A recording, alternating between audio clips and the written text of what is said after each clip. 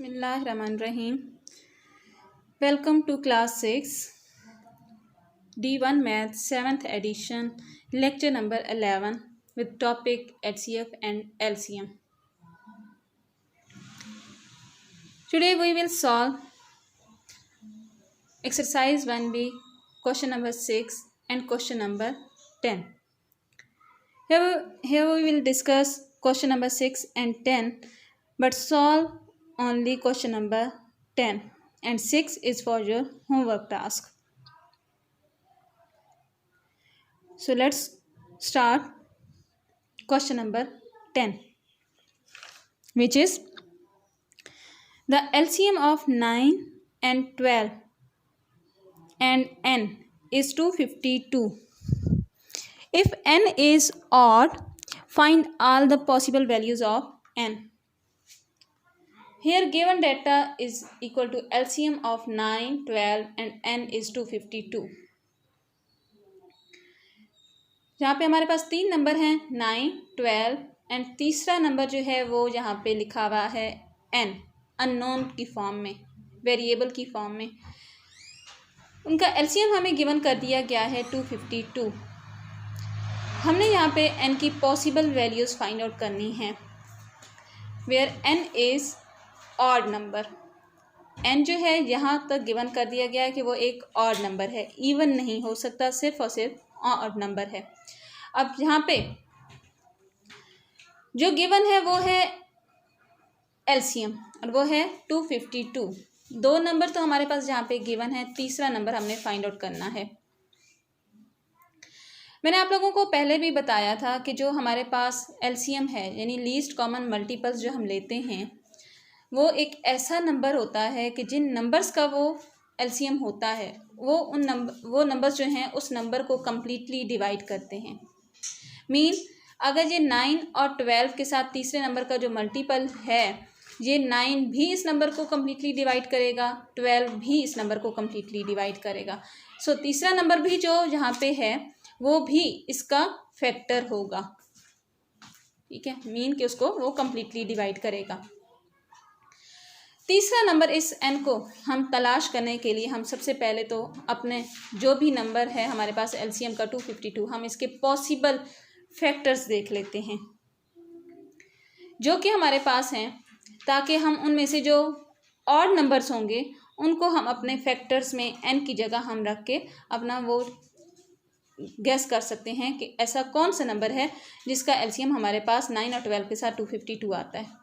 तो सबसे पहले तो हम पॉसिबल फैक्टर्स देख लेते हैं 252 के, जो कि हैं 1, 2, 3, 4, 6, 7, 9, 12, 21, 28, 36, 42, 63, 84, 126 एंड 252।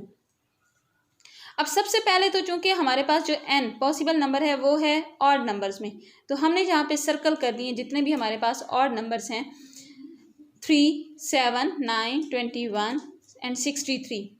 जितने भी इसके हमने पॉसिबल फैक्टर्स ढूंढे थे उनमें से जितने भी ऑड हैं उनको हमने सर्कल कर दिया। अब इन ऑड नंबर्स में से, इन ऑड इंटीजर्स में से हम देखेंगे कि हमारे पास ऐसा पॉसिबल नंबर कौन सा है जो 9 और 12 के साथ मिलके एलसीएम हमें 252 प्रोवाइड कर रहा है। सो हमारे पास सबसे पहले हम देखते हैं n is equal to 3। Possible number जो सबसे पहले हमारा ऑड नंबर है वो है 3 के साथ जब हमने इसका एलसीएम लिया तो वो हमारे पास आ रहा है उसका 36, विच इज़ नॉट पॉसिबल क्योंकि हमारे पास एलसीएम 252 आना चाहिए। सेकंड हमने यहाँ पे देखा n is equal to 7, next number हमारा था 7, तो हमने 7 को यहाँ पे रख के देखा तो हमारे पास जो एलसीएम आया है वो है 252। That's mean it is possible value of n। इसके बाद हमने चूँकि इसकी ऑल पॉसिबल वैल्यूज़ देखनी है, इसके लिए हमने बाकी भी जो नंबर हैं और उनको भी हमने ट्राई किया है। तो नेक्स्ट नंबर पे हमारे पास एक नंबर तो हमारे पास 7 आ चुका है, दूसरा हम आगे देखते हैं कि नेक्स्ट नंबर जो है हमारे पास है 9 को हमने यहाँ पे रख के देखा।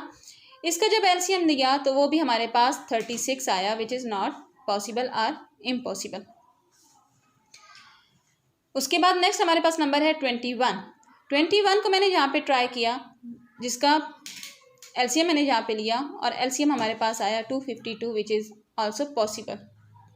सो दो वैल्यूज़ हमारे पास जहाँ पे आ चुकी हैं पॉसिबल वैल्यूज़, एक है n इजिकल टू 7 जहाँ पे हमारे पास पॉसिबल आया था एलसीएम, और दूसरा नेक्स्ट नंबर है n इजिकल टू 21 जिसका आंसर हमारे पास एलसीएम का 252 आया था। These two values are possible.